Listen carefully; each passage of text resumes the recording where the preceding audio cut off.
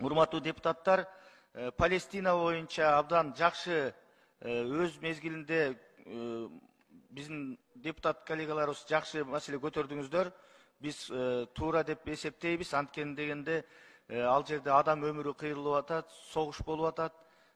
Биз Кыргыз өлкөсү согушту каалабаган, тынчтыкты сүйгөн элбиз. Андыктан сөзсүз түрдө ошол согуштун токтошун, бардык маселелер дипломатиялык жана сүйлөшүүлөрдүн негизинде чечилишин биз да талап кылабыз. Адам өмүрү бул баарынан кымбат.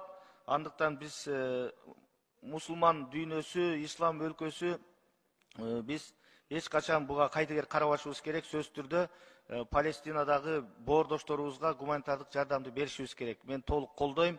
Палестина боюнча биздин аябай оор акыбал болуп атат.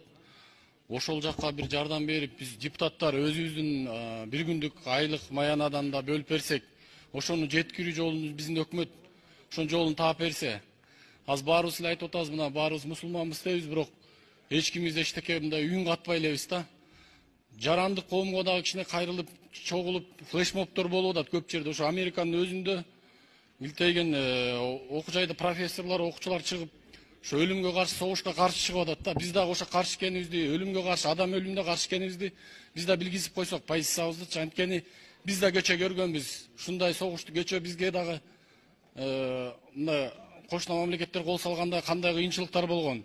Биздин өзүбүздүн ичибиздеги областтардан келген жардамдарды кандай жылуу кабыл алганбыз.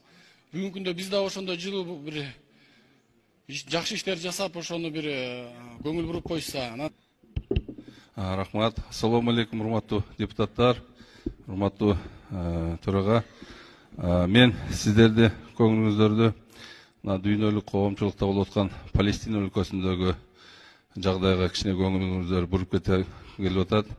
Алмазжан Акынжанович, бизге көп кайрылуулар болуп атат. Ошол өлкөгө кандай жардам берсек болот деп.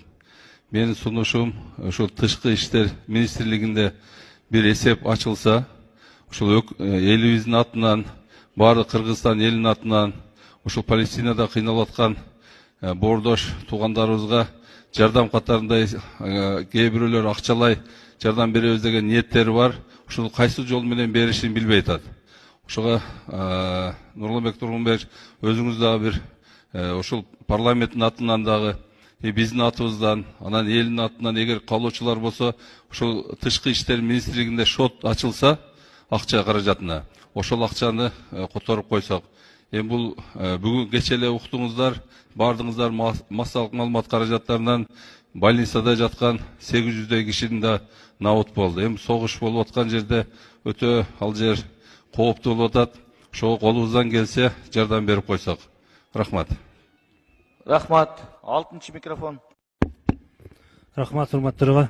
Номер 7-чи округ, Ош округу, Осмонов. Урматтуу, мен жогоруда айткан коллегам сөзүнө кошулам 100%. Чындыгында азыр Палестинада кандай гана болуп атат. Биздин мусулман бир туугандарыбыз, ымыркайлар жана ошондой эле аялдар больница эмес көчөдө жатышат. Ушул күндө сууну да жаап коюшуптур, суу да жок жатышат. Ошого бизге кайрылгандар аябай көп болуп жатат да. Чындыгында биз жогорку кеңеш кандай кылабыз, же коридор кылып беребизби, ушу дары-дармек жана ошондой эле гумпомуштар жөнөтсөк деп кайрылгандар көп болуп атат. Ошого биз өзү жогорку кеңештин да өз позициябызды билдирип койсок, урматтуу.